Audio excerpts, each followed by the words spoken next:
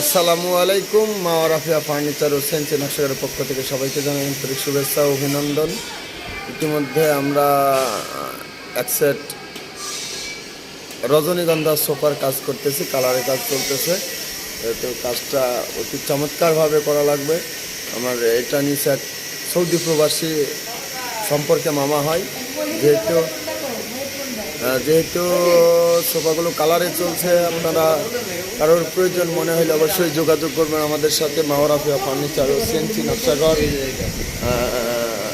এই যে জ্যাকসেট বক্স, এটা সিঙ্গেল, এটা ডাবল,